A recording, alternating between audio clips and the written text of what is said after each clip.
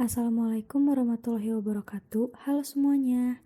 Pada kesempatan kali ini, kami dari kelompok 4 yang beranggotakan Ramadina Nur Fajria, Raisa Alika Safitri, Salsa Ivanka Cecilia, Silva Azaria Rosalin, dan Silva Fadia Frisyanti akan memaparkan materi tentang pujangga baru.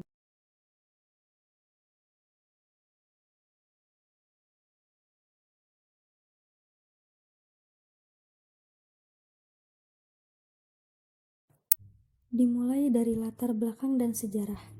Pujangga baru muncul pada tahun 1930 sampai 1942 yang dilatar belakangi oleh peristiwa Sumpah Pemuda pada tahun 1928. Pujangga baru pada mulanya hanyalah nama sebuah majalah bahasa dan sastra yang mulai diterbitkan pada 29 Juli tahun 1933.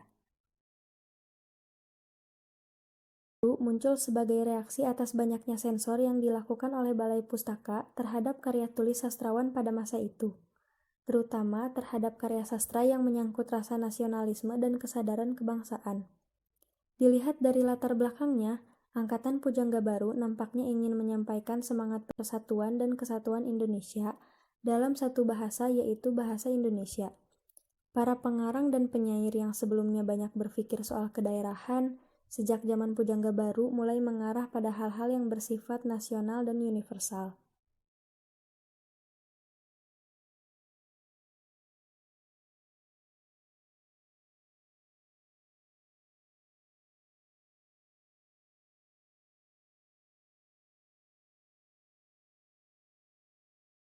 Penerbitan majalah Pujangga Baru dipimpin oleh Sultan Takdir Ali Syahbana dan Armin Pane.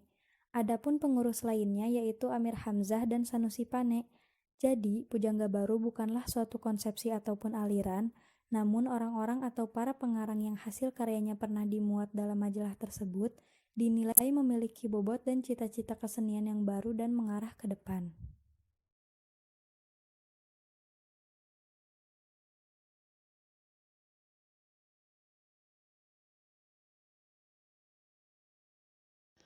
Majalah Pujangga Baru memiliki beberapa tujuan, yaitu untuk menumbuhkan kesusastraan baru yang sesuai dengan zamannya dan mempersatukan sastrawan baru dalam satu wadah yang sebelumnya tercerai-berai.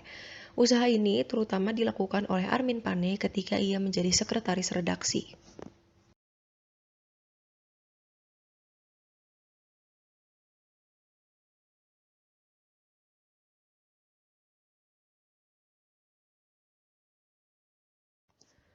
Pada pertengahan tahun 1935, muncul polemik yang belum pernah terjadi sebelumnya, di mana pada saat itu, Sultan Takdir Ali Syahbana menerbitkan tulisan bernada keras di majalah Pujangga Baru, yang isinya mengkritik sikap anti-intelektualisme dan anti-materialisme yang dipertahankan oleh kelompok tradisional dalam dunia pendidikan. Beliau beranggapan bahwa Indonesia bisa menjadi bangsa yang maju jika mau berguru kepada pemikir Barat.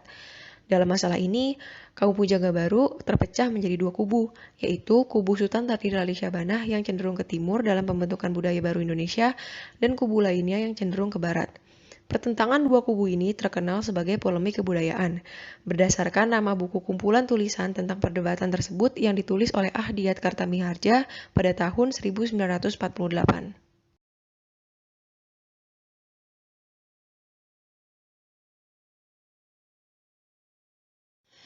Selanjutnya, ada beberapa karakteristik dari periode Angkatan Pujangga Baru, yaitu bertema pokok tentang masalah kehidupan modern, berbahasa Indonesia yang hidup dalam masyarakat seperti penggunaan kosakata, kalimat, dan ungkapan-ungkapan yang baru dan hidup, bebas dalam menentukan bentuk dan isi, romantik idealisme, mengandung unsur nasional, dan masih dalam pengaruh Belanda yang cukup kuat, karena pada saat itu Belanda masih berkuasa di Indonesia.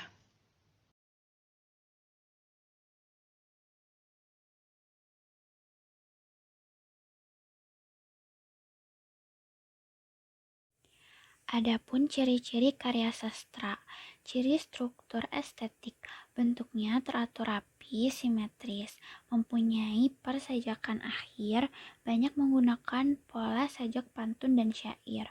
Sebagian besar puisi 4 seuntai, tiap-tiap barisnya terdiri atas 2 periodus dan sebuah gatra. Menggunakan kata-kata pujangga, gaya ekspresinya beraliran romantik.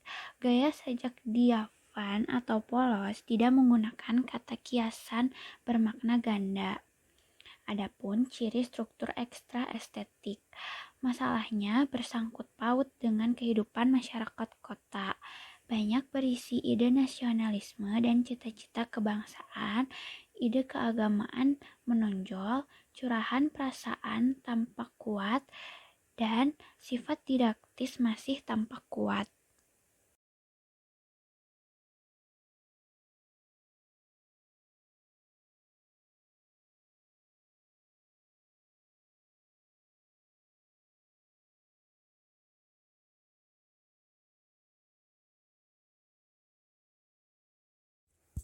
A. Puisi. Ciri-ciri. 1. Berbentuk puisi baru. 2. Bentuknya lebih bebas. 3. Bahasa kiasan utama ialah perbandingan. Keempat, menggunakan diksi yang indah. Kelima, hubungan antar kalimat jelas dan tidak ambigu. Yang terakhir, mengekspresikan perasaan yang tentram. Adapun jenisnya, pertama, ada balada, berisi kisah atau cerita. Yang kedua, himne, berisi pujaan untuk Tuhan, tanah air, atau pahlawan. Yang ketiga, ode, berisi sanjungan untuk orang yang berjasa. Keempat, epigram, berisi ajaran hidup. Romance, berisi luapan perasaan cinta. Elegi, berisi ratap tangis atau kesedihan. Dan yang terakhir ada satir, berisi sindiran atau kritik.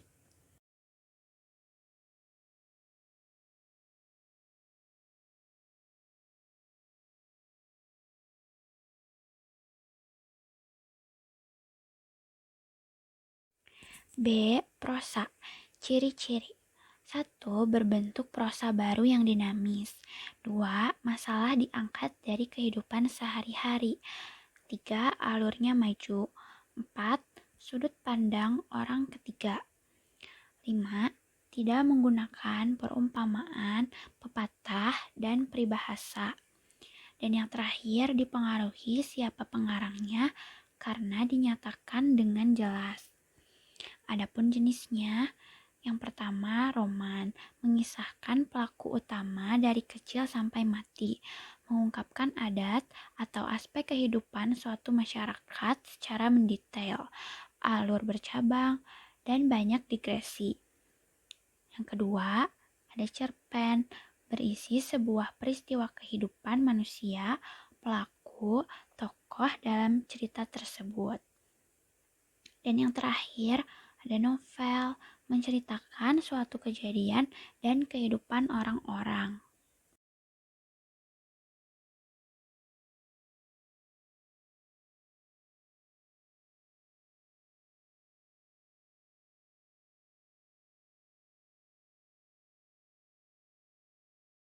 Sultan Takdir Alis Jahbana, hasil karyanya.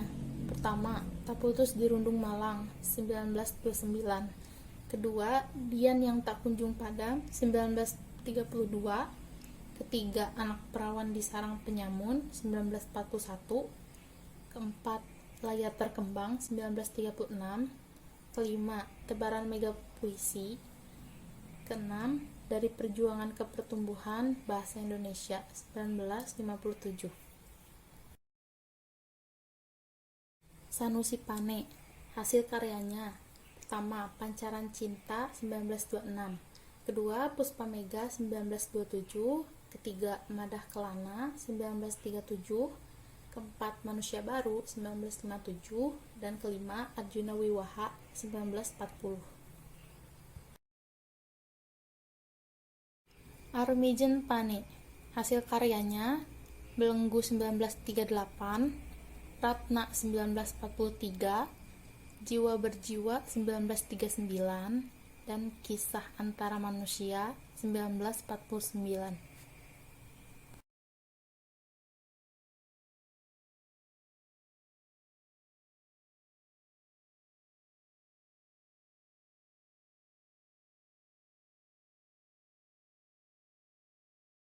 Amir Hamzah. Hasil karyanya Nyanyi Sunyi, Buah Rindu, dan Setanggi Timur.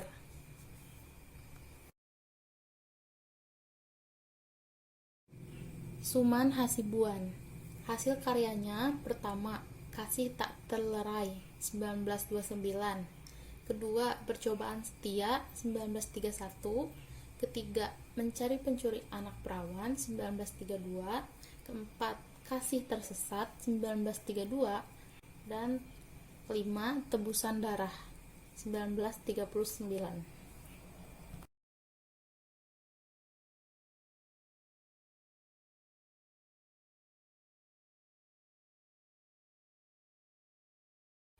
Y.E. Tatengkeng.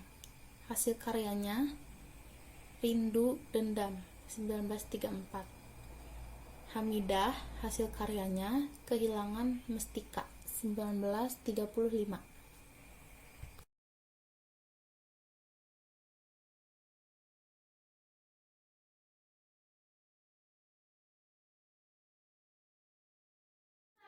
Dan selanjutnya kami juga telah menganalisis sebuah karya sastra angkatan pujangga baru berjenis novel karya Haji Abdul Malik Karim Amrullah atau dikenal sebagai Hamka dengan judul Tenggelamnya Kapal Penderwich. Dalam novel ini, kami telah menganalisis unsur intrinsik dan unsur budayanya. Yang pertama, terdapat tema. Tema dalam novel ini berceritakan tentang cinta yang tulus, setia dan sejati antara laki-laki dan perempuan yang tidak dapat disatukan karena adat yang kuat. Terdapat juga tokoh utama, yaitu Zainuddin yang berwatak sopan dan baik budi, dan Hayati berwatak pandai berterima kasih, dan ada juga Ajis yang berwatak kasar. Novel ini mempunyai alur maju mundur dan berlatar di Makassar, Padang Panjang, Batipuh, Surabaya, Pelabuhan Tanjung Priok, dan Malang. Sudut pandang dari novel ini adalah orang ketiga tunggal karena menyebutkan dan menceritakan secara langsung karakternya. Dan amanat yang dapat kita ambil dari novel ini adalah novel ini mengandung banyak tentang ide nasionalisme, cita-cita kebangsaan, emansipasi, masalah pemilihan kerja dan masalah individu, harus selalu sabar dalam menghadapi cobaan, serta siapapun yang berbuat, maka dia juga yang akan mengambil suatu keputusan. Dan ada juga cinta bisa membutakan segalanya. Selanjutnya adalah unsur budaya pada karya sastra angkatan pujangga baru. Berdasarkan hasil yang telah kami analisis, terdapat 4 pembahasan mengenai unsur budayanya. Yang pertama, latar belakang budaya. Pada karya sastra angkatan pujangga baru, latar belakang budayanya banyak mengangkat cerita adat Indonesia. Salah satu contohnya pada novel yang telah kami analisis, yaitu Tenggelamnya Kapal Penderwich, dan cerita legenda pada novel Ken Arok dan Ken Dedes. Yang kedua ada latar belakang sosial. Pada karya sastra angkatan pujangga baru, latar belakang sosialnya banyak menggambarkan kehidupan sosial seperti emansipasi wanita dan kisah cinta. Yang ketiga adalah nilai religi. Berdasarkan isi novel yang telah kami analisis, terdapat nilai religi yang terdapat di novel Tenggelamnya Kapal Penderwich, yaitu Zainuddin adalah seorang yang taat beribadah. Ia bahkan tak suka melihat Hayati memakai pakaian terbuka saat mereka bertemu. Yang keempat adalah unsur kebahasaan. Unsur kebahasaan pada karya sastra angkatan Pujangga Baru sangat kental dengan bahasa Melayu sehingga tidak mudah dipahami.